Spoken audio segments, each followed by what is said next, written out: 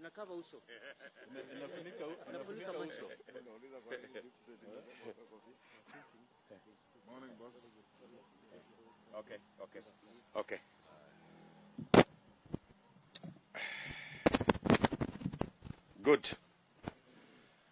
Good morning, ladies and gentlemen, and welcome to this press conference of the Kenya Kwanza Coalition. As you all know, the day we've all been waiting for is beckoning. Tuesday, August 9th, 2022, is a very blessed day. It calls upon you and me, the citizens of Kenya, to perform a sacred duty for our country. We are going to elect our leaders for the next 5 years.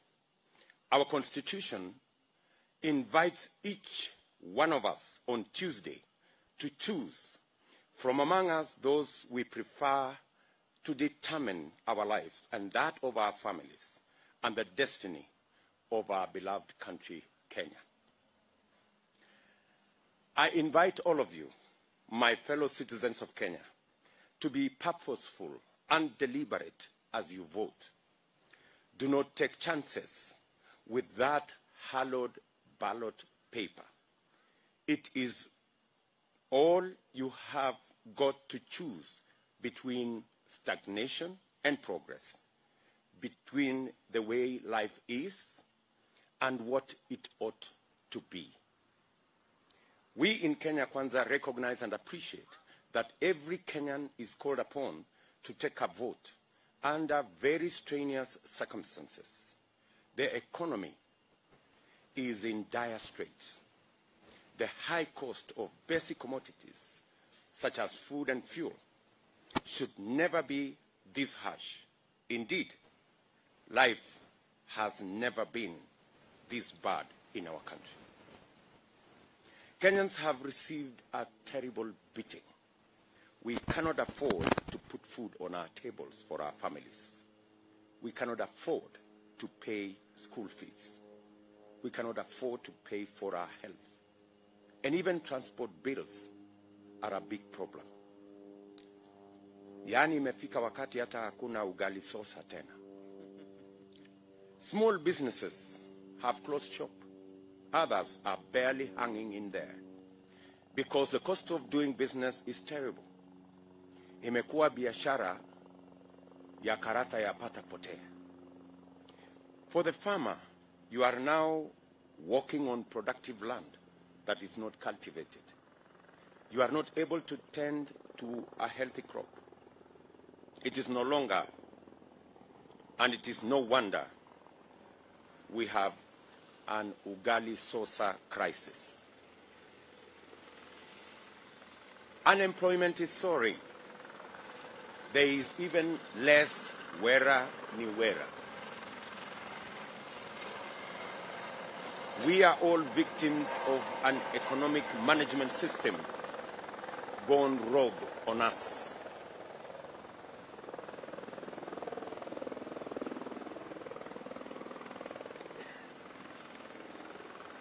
Let's allow that noise to go down.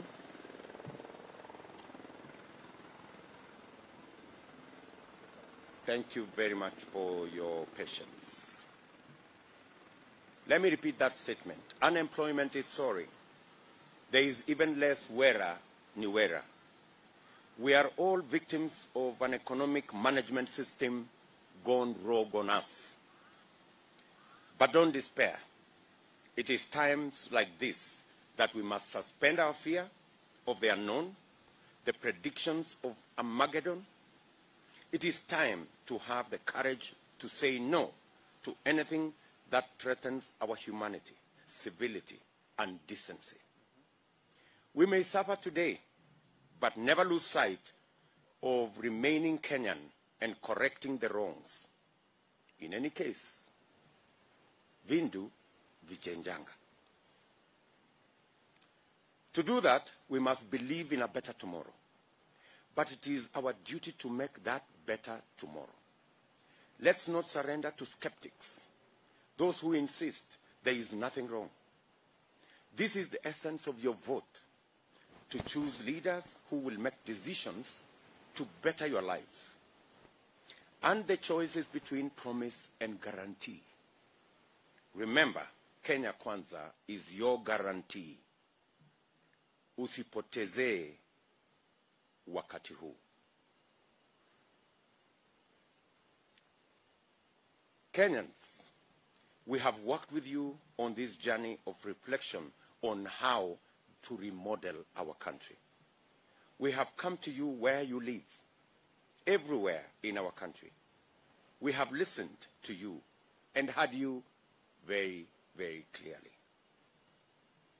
We know your hopes, your anxieties, and we also know your fears. We assure you that we are not about to let you down.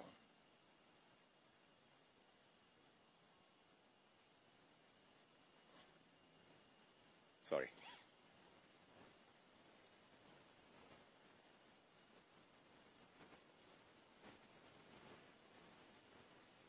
Good, thank you. You have given us your attention. You have given us your ideas. And you have given us your support.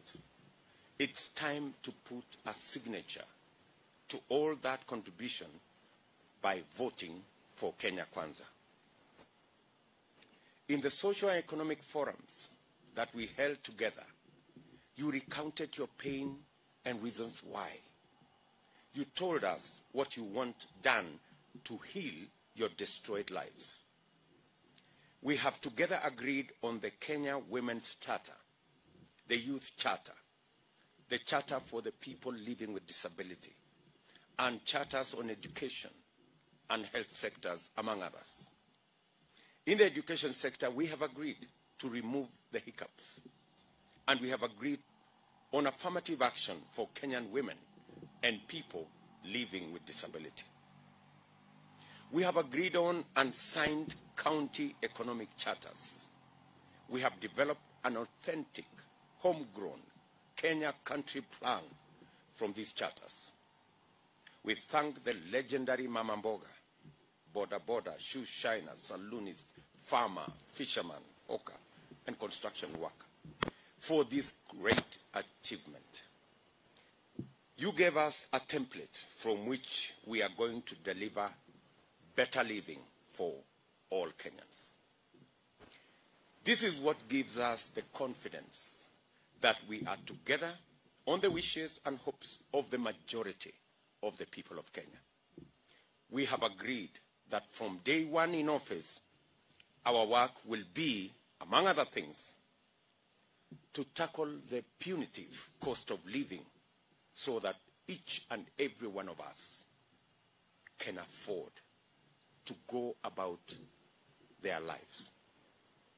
We have agreed to reduce the cost of doing business so that industry can thrive, opportunity can abound, and opportunity for employment can be a reality. We have agreed to tackle runaway corruption, including state capture, budgeted corruption, and financial wastage. We have agreed that we will guarantee universal health coverage for all Kenyans, where each and one of us will have a cover, and the public hospitals will be stocked, and necessary equipment and medicines will be available. We've agreed that we will arrest the draining public debt through forensic identification of wasteful borrowing for non-essential expenditure, so as to reduce the snowballing high taxation. These measures will provide relief and space for initiation of the Kenya Kwanza Guaranteed Comprehensive Flagship Programs, which among others include the re-engineering of our agricultural production for food security, agro-processing, and manufacturing, including cash crops such as tea, coffee, rice, sugar, macadamia, cashew nuts, pyrethrum, livestock farming, and many other sectors that we discussed with citizens across Kenya when we engage them in our economic fora. And as I said last night, we reached out to close to 100,000 Kenyans in our economic fora. We will be streamlining support for micro, small, and medium enterprises so that they can have access to credit. We can improve on their incomes. We can create additional jobs. And credit will be available to as many as the 10 million people in the micro and small enterprise space. We will be investing in infrastructure, including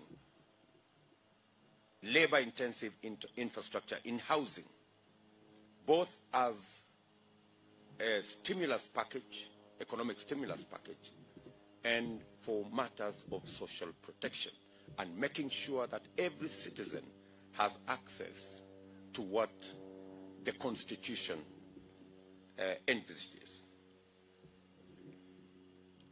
We will be rolling out our digital superhighway for the empowerment of every citizen with information, with opportunity, with business opportunity that's available in the information and digital space. Put together, these interventions will bring down the cost of living, eradicate hunger, create job opportunities, expand the tax base, improve foreign exchange balance, and give us inclusive growth. In the Kenya Kwanza plan, we are very clear and deliberate about the implementation schedule. We know what are the quick wins. We know what should be done in the short term. We're very clear about what to do in the medium term. And we are very certain about what to do on the long term. We also know what should not be done. It is because we have this clear plan of action for Kenya that we reiterate our call for and commitment to peaceful, free, and fair elections. We demand that the recent maleficence in attempts to twist the elections must stop. We want a calm country after elections so that Kenya Kwanza can embark on its plan for Kenyans without any delay. We want to tell the world that Kenya Kwanza, we are committed to a peaceful election. We will not contradict our vow to uphold peace. We ask every supporter of Kenya Kwanza across Kenya to conduct themselves peacefully, to vote peacefully, and wait for the results peacefully. We submit to peace, not because we are shy or fearful, but because we understand the need to have an environment to invigorate our ailing economy that needs all of us to fix immediately after the election. For this reason, we reassure all investors, local and foreign, of protection of their enterprises and businesses. We welcome all the local, regional, and international partners of goodwill to come and assist in reawakening the giant that's the Kenyan economy. Ours is a coalition for change, and we invite you to be part of this change. Our policy is that there is everything for all of us. Kenya is a land of plenty, but only if we can bake the cake together and share it together.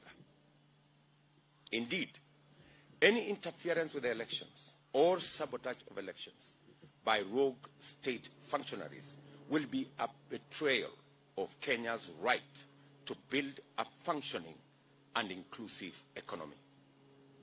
It is to overthrow the Kenyan dream for a better and brighter tomorrow.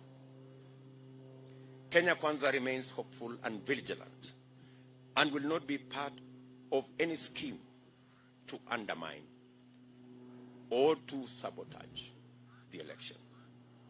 Let each functional institution offering support to IEBC keep to its lane and leave to IEBC its mandate to conduct elections without any interference or blackmail or intimidation. We believe that IEBC have the capacity to handle this election. We believe that the men and women in the IEBC have what it takes to deliver a free and fair election. All hands should be kept off. We appeal to Kenyans to turn out in large numbers to exercise their right of political participation. We implore you, all Kenyans, to ignore intimidation or coercion or bribery or blackmail, and also ignore the lies. Don't buy into fear. Vote for mabadiliko ya uchumi, kazi ni kazi, na pesa mfukoni. Finally, we are indebted to Kenyans for their kindness. You have stood with us throughout this journey. You welcomed us in your homes, in your villages, in your markets, in your towns, without reservation. Your optimism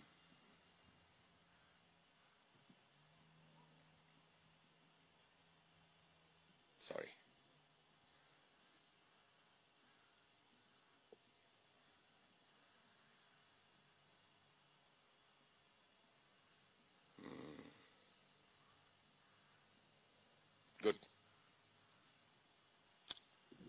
Finally, let me take that again. Finally, we are indebted to Kenyans for their kindness. You have stood with us throughout this journey. You have welcomed us in your homes, your villages, your markets and towns without reservation. Your optimism kept us going. At some stages, it has been a rough journey, but fulfilling all the same. Victory is beckoning. We also appreciate messages of goodwill from the Kenyan diaspora and international friends of Kenya. We urge you, wherever you are, to use your discretion to prevail against those bent on destabilizing our elections and our country. We are proud partners of Kenya Kwanza. We dearly hold on to our unwavering solidarity.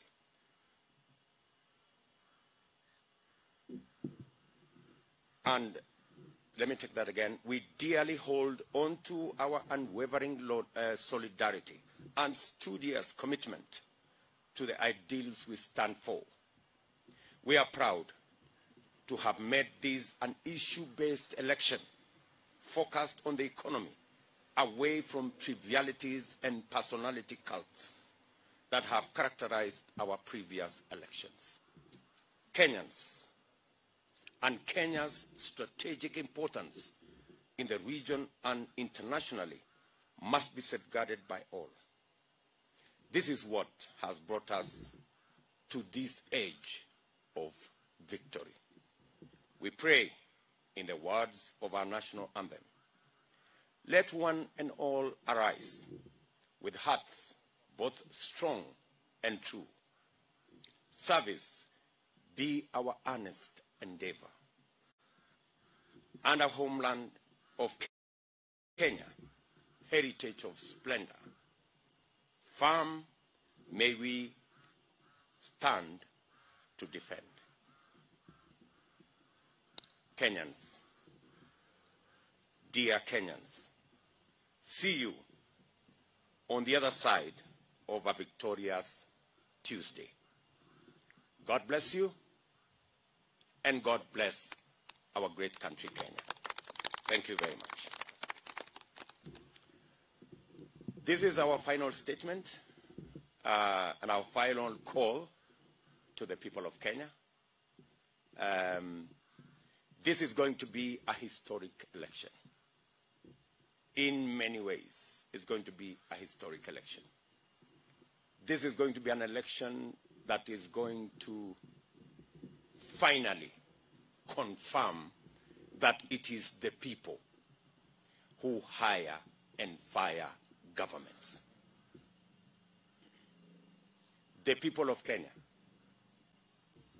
will, in this election, confirm their centrality of place in the Constitution, that it is the people.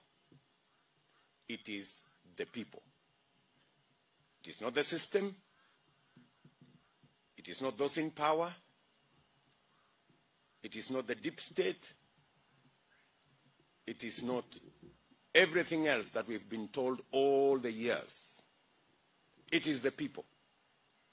And in this election, the people of Kenya will confirm that it is them, the people of Kenya, ordinary as they may be, simple as they may be, that will hire the next government. We have confidence, we have faith in the people of Kenya.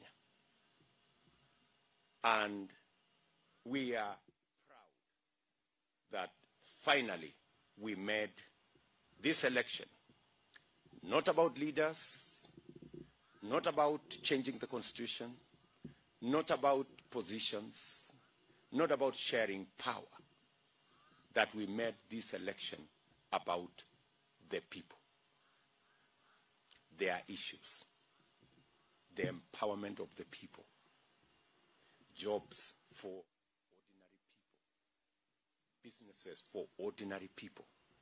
Finally, we are confident we got it right, that Kenya is about the 50+ million Kenyans. It's not about 2, 3, 5, 10 people. It is about the whole of them. We are very proud at the verge of this election. Finally, we have managed to relegate ethnicity to the back burner, to relegate division to the back burner. That today we stand together as the people of Kenya, irrespective of where we come from, irrespective of the spelling of our names, the faiths we profess. Today we stand together as the people of Kenya. And we have overcome the so-called system. We have overcome the so-called deep state. And the people of Kenya today stand tall. And Tuesday is going to be defining. Tuesday is going to be a great day. Kenyans will celebrate because finally they will discover the power of their vote. Thank you very much. I want to ask my brothers and sister who is here to make very brief remarks. If anybody has, they're good? So let me leave it there. See you in the rally, and of course, see you on the other side. Asanteni sana. Thank you very much. Yes?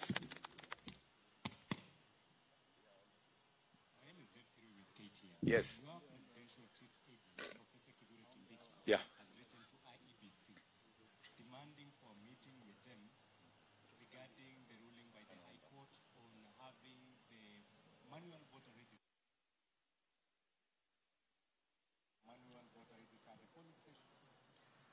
Those are, Jeff, those are administrative issues. Our chief agent has a job, and I think he's doing his job. We are ready for this election with a manual register, without a manual register, with whatever register. We are ready for this election, whatever the register, whether it is handwritten or typed or digital, whatever it is, we are ready for this election. Thank you very much. Okay.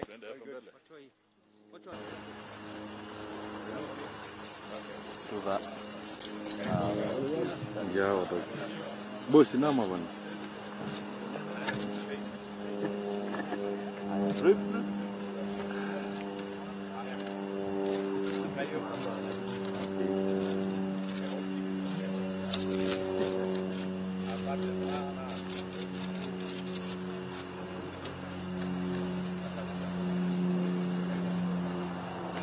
Bwana ujinga.